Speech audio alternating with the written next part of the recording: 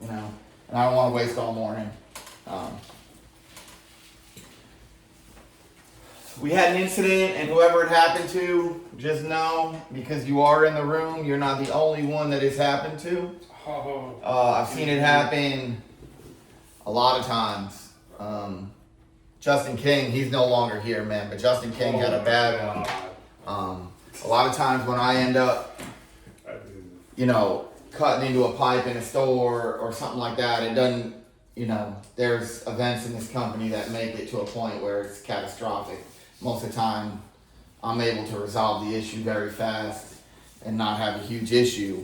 But what I want to go over today is just shutting water off, and mainly shutting water off in a shopping complex, because they're all different. There are instances where you're going to have, you know, just, this is going to be behind the store, right? And it's all going to just come off like this, and then you'll have a meter, you know, and this is ground level, like this is the parking lot over here, and this is ground level, and you'll be behind the store, and you'll have all your meter boxes just lined up behind the store. That's best case scenario with a shopping complex, because I know we've all been to them, and it's complicated to get the water off a lot of times, right? Yeah.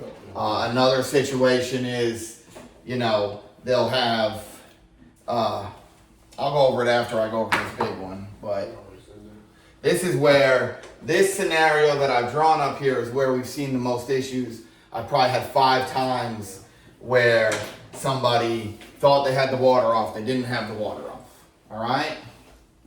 So right here, we're gonna have a master meter. This is normally gonna be a really big line, and it's gonna be in a, like a big vault. It looks like a fire suppression, okay?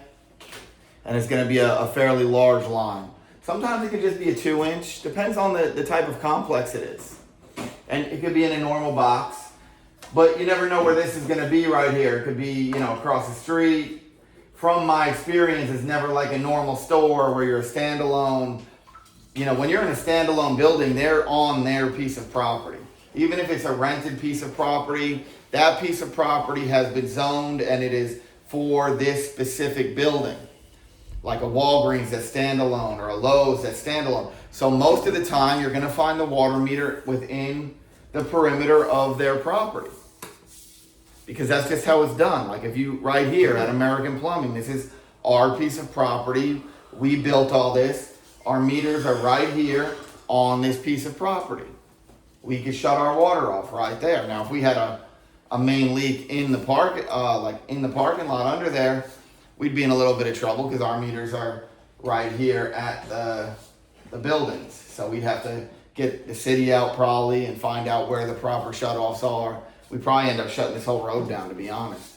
But anyway, so you'll have a master meter, right? This is probably gonna be a 2 to 3 inch line. It's gonna come up and it's gonna feed through the ceiling.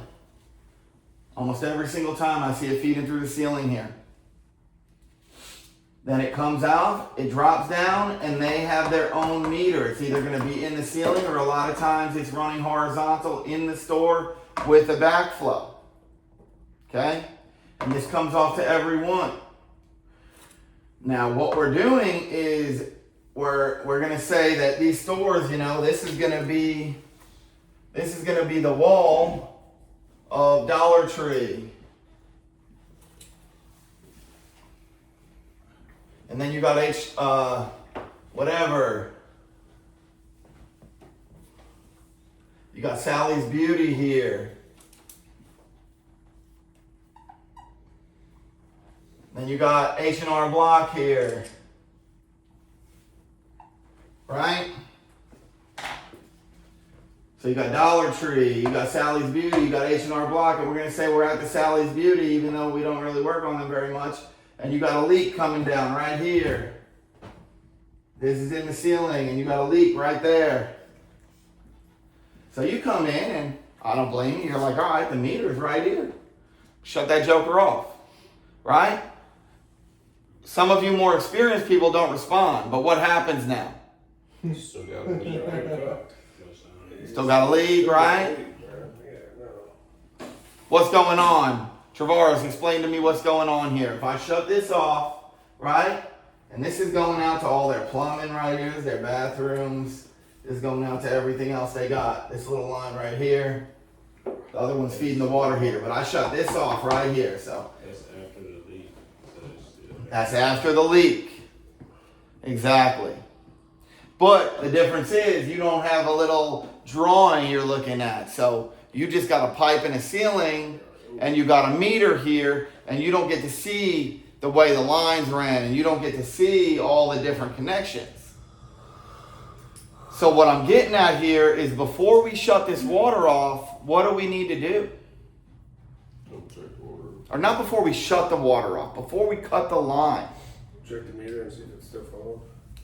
Make sure there's It's no still water. That doesn't help. We can't find this. We're gonna take this out of the picture. What we know is this is shooting way off in the distance. The city's about 3 hours out. And you know, we want to get this done. We gotta go home. It's Friday. I mean, run the sinks, run the floors. Run the sinks. How's that gonna help? Oh, that's before. Yeah, your plumbing's coming out of here. What are you gonna do?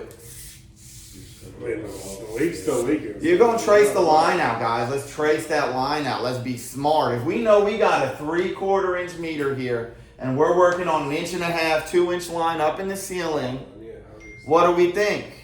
What should be our first assumption? Most likely, this is the main trunk running through the complex.